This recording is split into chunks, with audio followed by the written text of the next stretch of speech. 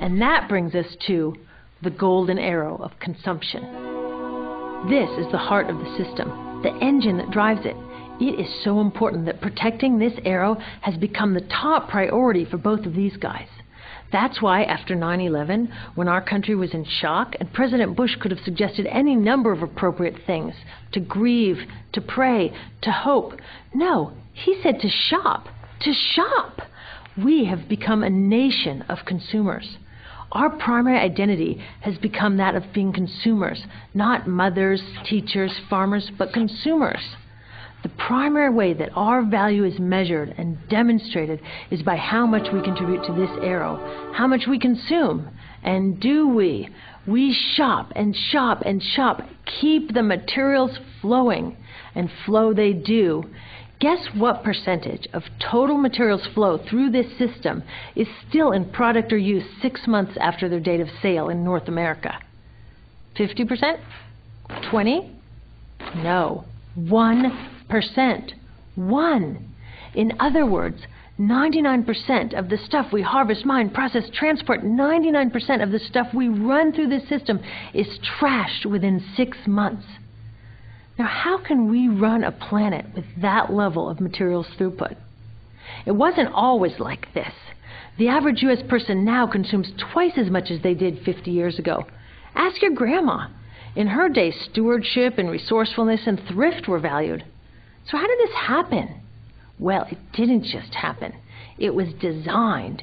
Shortly after World War II, these guys were figuring out how to ramp up the economy. Retailing analyst Victor Lebeau articulated the solution that's become the norm for the whole system. He said, our enormously productive economy demands that we make consumption our way of life, that we convert the buying and use of goods into rituals, that we seek our spiritual satisfaction, our ego satisfaction in consumption. We need things consumed, burned up, replaced, and discarded at an ever-accelerating rate. President Eisenhower's Council of Economic Advisors chairman said that the American economy's ultimate purpose is to produce more consumer goods.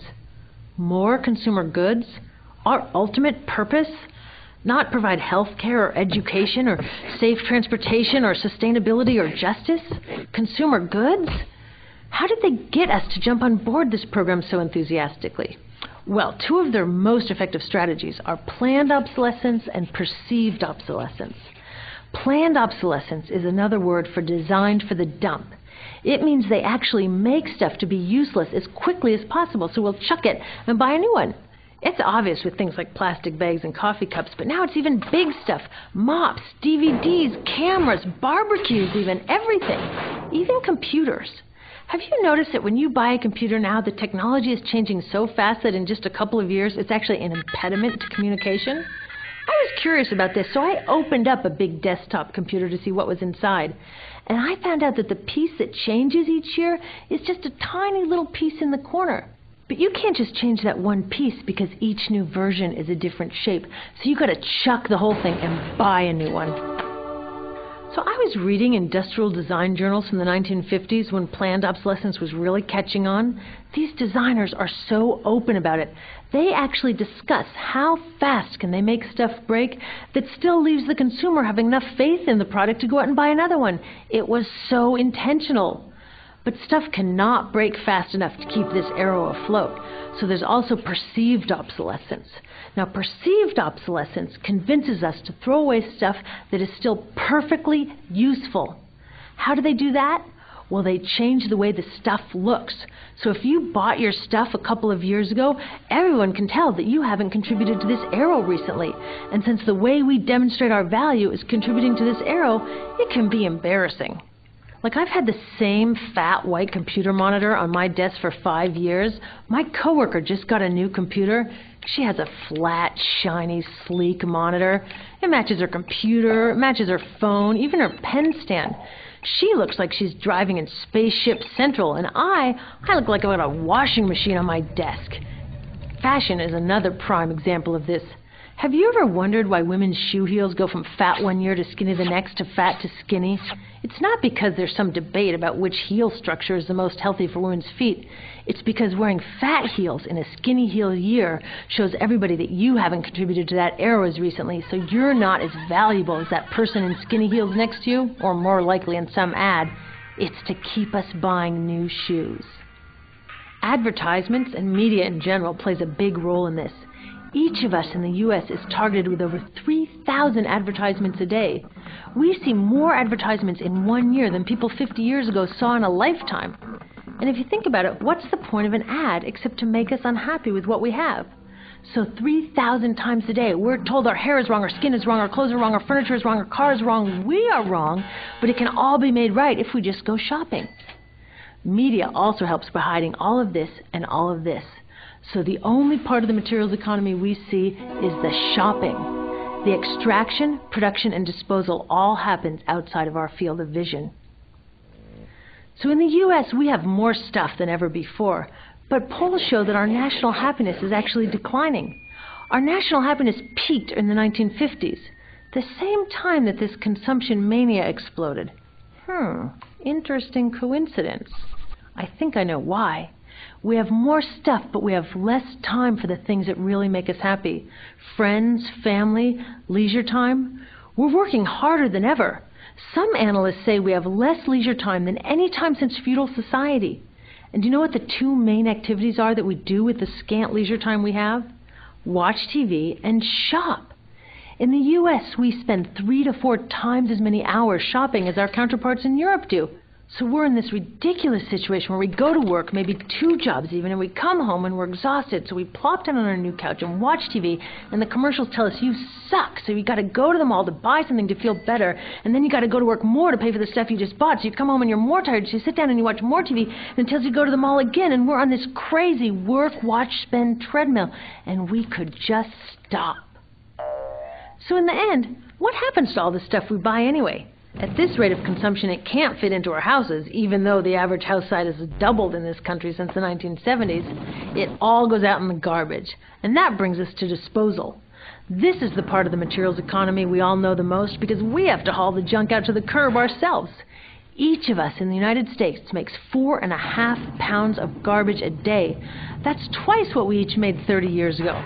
All of this garbage either gets dumped in a landfill, which is just a big hole in the ground, or if you're really unlucky, first it's burned in an incinerator and then dumped in the landfill. Either way, they both pollute the air, land, water, and don't forget, change the climate. Incineration is really bad. Remember those toxics back in the production stage? Well, burning the garbage releases the toxics up into the air. Even worse, it makes new super toxics. Like dioxin. Dioxin is the most toxic man-made substance known to science, and incinerators are the #1 source of dioxin.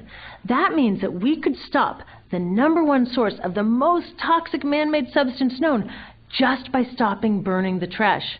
We could stop it today. Now, some companies don't want to deal with building landfills and incinerators here, so they just export the disposal too. What about recycling? Does recycling help?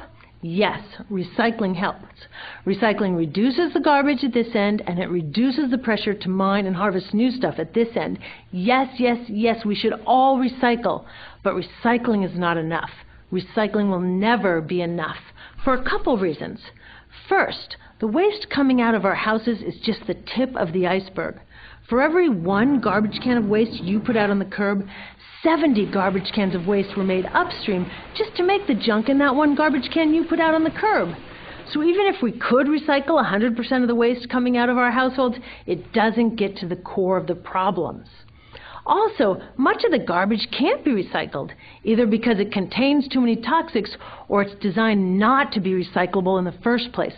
Like those juice packs, where they have layers of metal and paper and plastic all smushed together, you can never separate those for true recycling. So you see, it is a system in crisis. All along the way, we are bumping up against limits. From changing climate to declining happiness, it's just not working. But the good thing about such an all-pervasive problem is that there are so many points of intervention. There are people working here on saving forests and here on clean production, people working on labor rights and fair trade and conscious consuming and blocking landfills and incinerators, and very importantly, on taking back our government so that it really is by the people and for the people. All of this work is critically important, but things are really going to start moving when we see the connections, when we see the big picture. When people along this system get united, we can reclaim and transform this linear system into something new, a system that doesn't waste resources or people. Because what we really need to chuck is that old school throwaway mindset.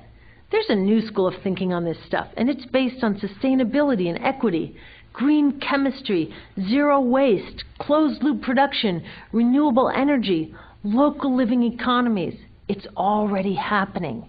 Now, some say it's unrealistic, idealistic that it can't happen, but I say the ones who are unrealistic are those that want to continue with the old path.